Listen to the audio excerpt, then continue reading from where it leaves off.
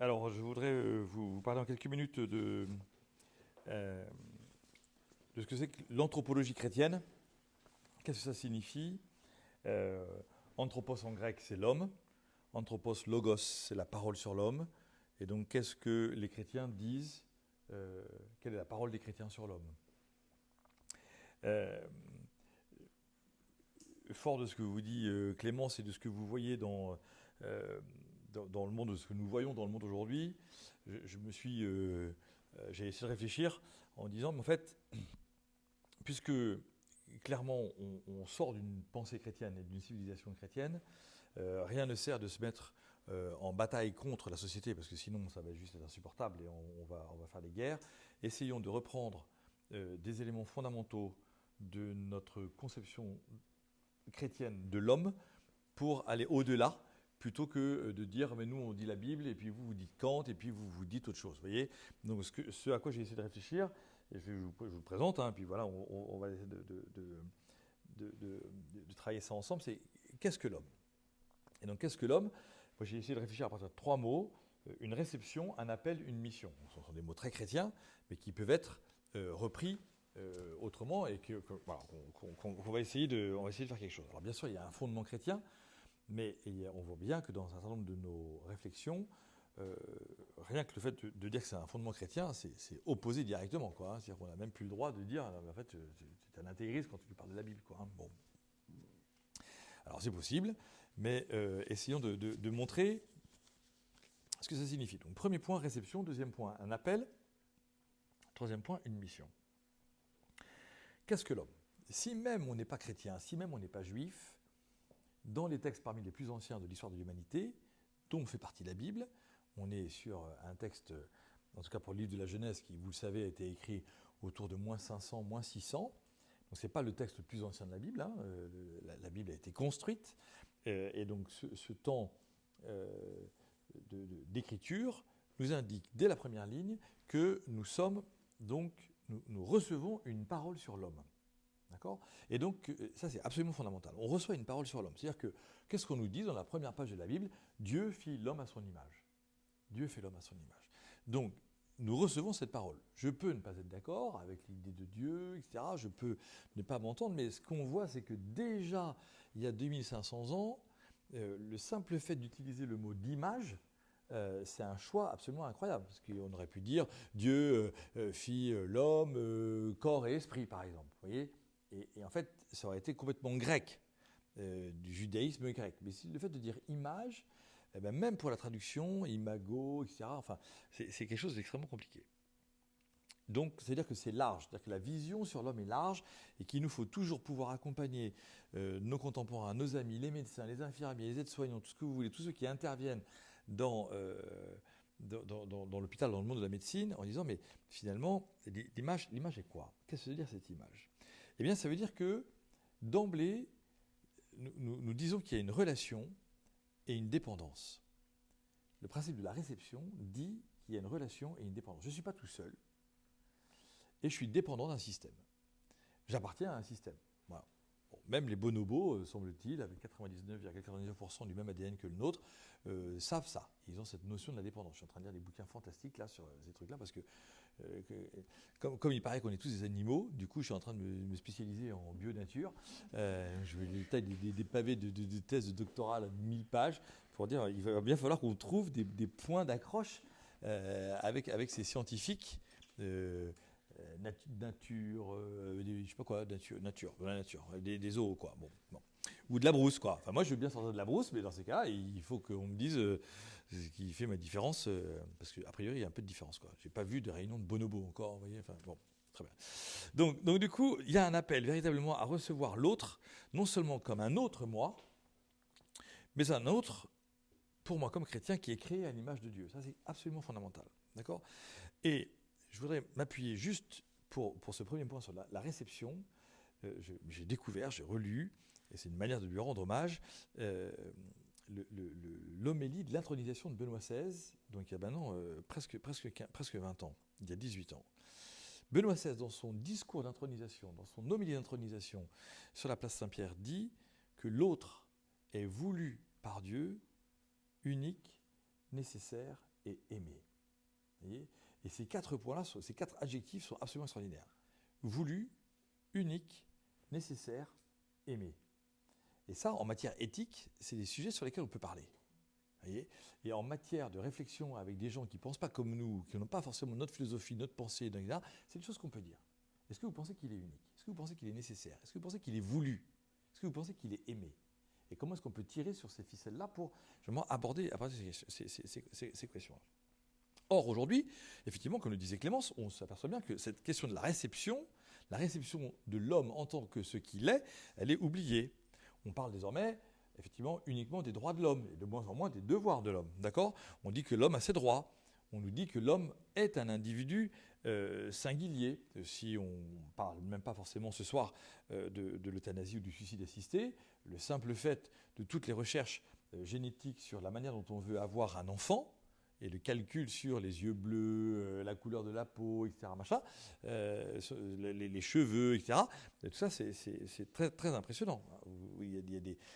On voit aujourd'hui, sur toutes les questions, notamment de la gestation pour autrui, on n'en a pas du tout parlé, hein, enfin, les plus grandes cliniques européennes de la GPA, elles sont en Ukraine, et il y a un paquet d'enfants qui ont été construits en GPA en Ukraine, et dont on ne sait pas très bien ce qu'ils sont devenus, parce qu'on a tout arrêté, bien sûr.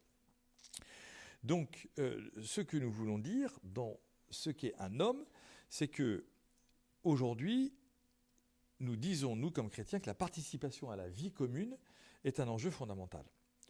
Or, cette sortie de la civilisation marquée par le Christ est véritablement une étape majeure de la pensée, développée cependant depuis 2000 ans. C'est-à-dire que ce dont on s'aperçoit, c'est qu'en fait, nous ne disons pas que la pensée chrétienne est une pensée. Nous disons que, en fait, la pensée chrétienne, c'est une personne. Et que cette personne, c'est la personne de Jésus-Christ. Donc l'exemple que nous prenons, sans même pouvoir le dire à nos amis, c'est que les écrits, les évangiles, nous le disent. Le Christ aime chaque personne et le Christ aime chaque rencontre. Et on voit bien que si on est capable de revenir sur la question de dignité, comme c'est ce qui se passe aujourd'hui, on peut espérer qu'on ne revienne pas sur la question de l'amour. Mais effectivement, on voit bien qu'il y a aujourd'hui des questions majeures aussi qui sont liées au fait qu'on va vous dire non mais l'amour, c'est une pensée, c'est une religion, etc. Mais nous, comme médecins, comme infirmières, on ne doit pas poser des actes d'amour. Mais pourquoi ? Vous voyez ? Est-ce que mettre une sonde urinaire pourrait être un acte d'amour ? Je crois que oui. C'est pas forcément drôle. D'accord ? Ni pour celui qui le met, ni pour celui qui le reçoit. Mais fondamentalement, il y a des choses qui sont là, qui permettent de nous dire à chaque fois, est-ce que oui ou non, quand je pense que c'est un homme, je lui dis qu'il est nécessaire et aimé. Même le plus humble, même le plus défiguré, même le plus pécheur. Les 4 évangiles nous présentent sans cesse la réception de l'humanité par le Christ. Cette réception est une invitation majeure pour chacun d'entre vous. Que vais-je recevoir dans cette chambre en passant la porte ? Qu'est-ce que je vais recevoir sur le brancard ? Qu'est-ce que je vais recevoir en entretien ? Et même si on est laborantin, ces cellules souches, c'est quoi ? Ça dit quoi ? Bien sûr, il faut que j'apprenne à y mettre de la distance émotionnelle et affective pour ne pas être submergé, mais en même temps pour apprendre la véritable compassion. Je reçois une existence blessée, comme médecin, comme infirmier, je suis toujours en relation, parce que c'est le propre du monde de l'hôpital ou le monde de la médecine, c'est que vous êtes en relation avec les existences blessées et avec des projets qui semblent s'arrêter. Le chef d'entreprise qui ne peut plus travailler, la maman qui ne peut plus s'occuper de ses enfants, voilà. Le prêtre qui ne peut plus être dans sa paroisse. Enfin, voilà. Donc ce sont des existences blessées, des projets qui semblent s'arrêter. Et là, pour nous, où on peut encore réfléchir sur cette question de la réception, c'est que fondamentalement, c'est le voici l'homme de Ponce Pilate. Ponce Pilate, ce n'est pas un chrétien. Ponce Pilate, ce n'est pas un juif. Ponce Pilate, c'est un polythéiste. Et c'est lui qui dit dans l'Évangile, voici l'homme. Voici l'homme. Ecce homo, quand il présente le Christ à une population qui veut le tuer. D'accord ? Et vous voulez prendre soin alors qu'une population veut tuer. Et là, dans la réception de la personne, ben voilà, voici l'homme, je le reçois. Je le reçois. Comment est-ce que je fais pour le recevoir ? On n'a pas dit à Jésus qu'il était voulu, on n'a pas dit à Jésus qu'il était nécessaire, on n'a pas dit à Jésus qu'il était aimé, on n'a pas dit à Jésus qu'il était unique, et on l'a tué. Il était rejeté, haï, tué par les hommes. Et donc, la réception de la personne, qu'est-ce que l'homme? Cette réception, elle doit pouvoir se dire, non pas à partir d'un chapitre d'un livre, non pas à partir d'un décret, non pas à partir des droits de l'homme, mais à partir de la personne. Et comment est-ce qu'on fait pour reconnaître, encore une fois, qu'on va pouvoir recevoir une personne? Deuxième point, c'est qu'il y a un appel. Le chrétien voit l'homme, tout homme, comme une créature pour laquelle le Christ est mort. Nous avons donc une immense dépendance dans notre relation chrétienne à une place qui est la place de l'homme dans le cœur de Dieu. C'est-à-dire qu'à chaque fois que je suis en relation avec une personne, en fait, je suis face à un plan qui me dépasse. Et je vais intervenir dans ce plan, comme médecin, comme prêtre, comme infirmier, comme aide-soignant, comme directeur d'hôpital. J'interviens comme pilote d'hélicoptère qui doit décider à quel hôpital il devra aller. D'accord? Donc ce plan me dépasse. Et donc, je reconnais que j'interviens dans une histoire. Et en intervenant dans une histoire, mon appel à moi, comme chrétien au cœur de cette société, c'est que je reconnais que tout homme est une histoire sacrée. Et qu'en intervenant dans l'histoire d'un autre, finalement, je vais peut-être même influencer son histoire. Je vais prendre des décisions pour son histoire. D'où la nécessité de pouvoir lui dire les choses, ou à sa famille, etc., d'être le plus clair possible. À l'hôpital, vous le voyez bien, je prends cet exemple-là, vous voyez des pauvres, vous voyez des cassés, vous voyez des habitués aussi. J'ai toujours été étonné en discutant avec les gens des services des urgences qui disaient c'est vendredi, machin va arriver. On est dimanche soir, il y a un truc muche qui va réappliquer. À 3h du mat, elle va réappliquer. Tous les dimanches soirs, elle est là. Bon, c'est une grande découverte, ça, pour moi, en allant voir les urgences, en passant des heures dans les services des urgences, une histoire de regarder. Voilà. Puis vous verrez des gens qui ont peur. Et puis, vous savez aussi qu'il y a aussi, dans notre société en France, je pense qu'il faut y être attentif aussi, tous ceux qui refusent de se soigner, tous ceux qui ne viennent pas à l'hôpital, tous ceux qui ont peur de rentrer en contact avec le monde de la médecine. Eux aussi sont une histoire sacrée. Et quelle civilisation voulons-nous construire avec aussi ces gens-là? L'anthropologie chrétienne, pour dire qui est l'homme, elle dit un sujet, c'est que l'homme est un sujet. L'homme n'est pas un objet, depuis l'origine jusqu'à sa fin. Sa dignité est là, et c'est là qu'il est attendu. Et ça, je crois que nous devons apprendre à le tenir auprès de nos contemporains. L'homme est donc appelé à prendre sa part dans l'histoire de l'humanité. C'est un des sujets difficiles de notre temps. Pendant le Covid, on est devenus des QR codes. Voilà. On n'était pas des pions, on était des QR codes. On avait le droit de sortir pour le sortir, la traçabilité sur nos téléphones. Bon, c'est des vraies questions qui se posent. Mais quelle est la place dans et pour l'humanité de tous ceux que nous rencontrons? Comment est-ce que même à l'intérieur de leur maladie, nous ne les considérons pas simplement comme des malades, et pas d'abord comme des malades, mais comme des personnes, comme des sujets? C'est bon de savoir que le mot de Adam, le nom qui est donné au premier homme dans la Bible, ça veut dire qu'il est modelé par la terre. Modelé par la terre. Et donc, l'homme est-il encore modelable? Est-ce que nous permettons à l'homme d'être modelable, de construire sa propre histoire? Ou bien est-ce que nous les engageons dans des protocoles qui diront que, après tel stade de maladie, en fait, on pourra accéder à telle porte ouverte pour un suicide? L'homme peut-il encore modeler son existence et accompagner les autres? Saint Paul, dans le Nouveau Testament, la deuxième lettre à Timothée, dit « Prends ta part de souffrance pour le Christ et donc pour l'homme ». L'appel de l'homme est la demande et la recherche de Dieu aussi, nous le savons. Comment permettre à l'homme d'être aimé ainsi dans sa recherche? Comment permettons-nous aujourd'hui dans notre société d'ouvrir à une recherche qui sera une recherche autre encore et qui dira que nous reconnaissons à l'homme autre chose simplement que sa maladie? Comment allons-nous permettre aujourd'hui, oui, je ne donne pas les réponses, j'ouvre des questions qui montrent la complexité de la situation, comment être chaque jour dans cet appel en permettant à la personne de pouvoir répondre à « qui es-tu » plutôt que « qu'as-tu » je suis. C'est différent de dire j'ai un cancer. Si je ne réponds que par ma maladie, que par ma pathologie, que par les choses qui ne vont pas, je vais être finalement réduit à une dimension capitalistique, même en creux, de la situation dans laquelle je me trouve. Mais ça ne dit pas que j'aime peindre, que j'arrive de la campagne ou que je vis avec ma famille, mes chats, mes poules, et mes vaches et mes cochons. Dernier point. Il y a donc une mission. Qu'est-ce que l'homme ? C'est celui qui a une mission. Il est envoyé. L'anthropologie chrétienne dit, à partir du Christ, que l'homme a une mission. Nous sommes tous envoyés. Il y a une dimension sociale de l'homme. C'est que nous sommes en relation, en communion, que nous sommes des êtres de communion, des êtres d'amour, et des êtres même, comme chrétiens, nous le disons à la suite de saint Irénée, capax Dei, en capacité de Dieu. C'est une vraie question fondamentale aujourd'hui, dont on voit bien que dans cette question de l'assistance, notamment pour le suicide, on n'entend pas souvent parler de la famille.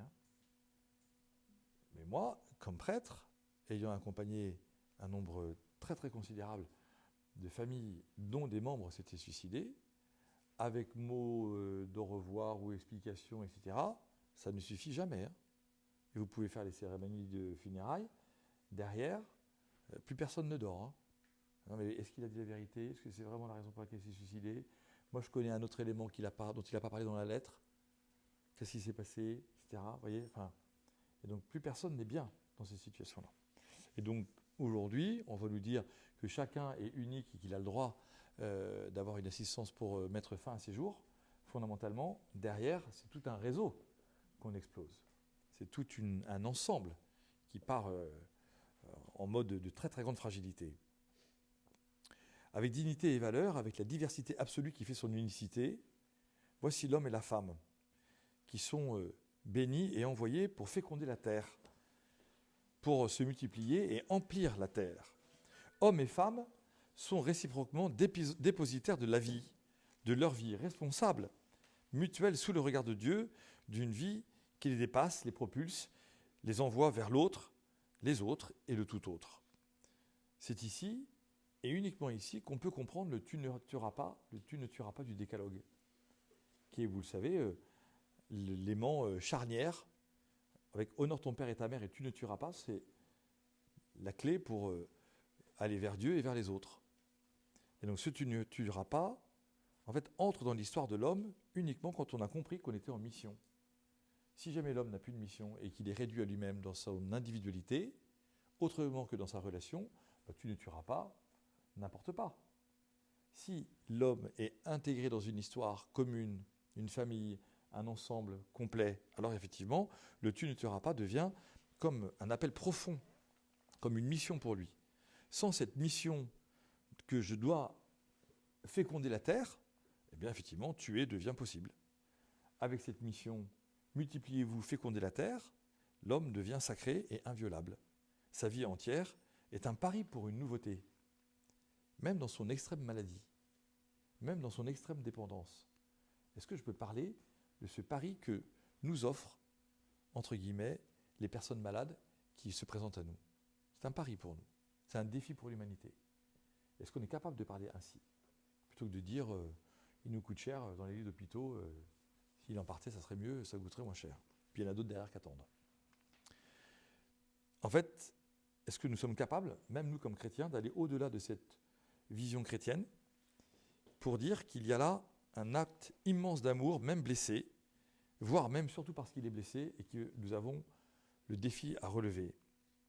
Du coup, de votre recherche, de vos engagements dans la responsabilité de l'homme qui dit l'homme. Alors oui, il y a une unité de la personne.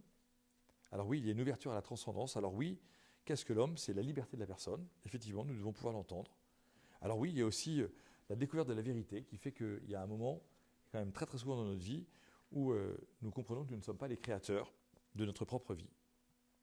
Que l'intelligence qui était insufflée en nous nous donne de la lumière pour notre existence. Et qu'il y a une dynamique sociale.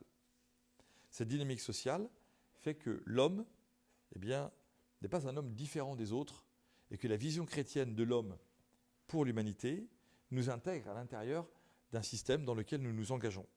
Et c'est la raison pour laquelle je pense que c'est fondamental qu'on puisse avoir ces groupes entre nous, entre chrétiens, et même un jour qu'on puisse ouvrir à d'autres, même qui ne seraient pas chrétiens, pour qu'ils puissent entendre que nous ne vivons pas dans un autre monde, nous ne vivons pas extérieur au monde, nous avons la même langue que les autres médecins, les infirmiers, les aides-soignants, etc. Nous avons la même langue que les malades, nous avons les mêmes tenues vestimentaires que tous les autres, d'accord ? Mais nous avons et nous portons en nous quelque chose qui dit la mission à laquelle nous croyons dans la perspective de la vie divine pour l'éternité.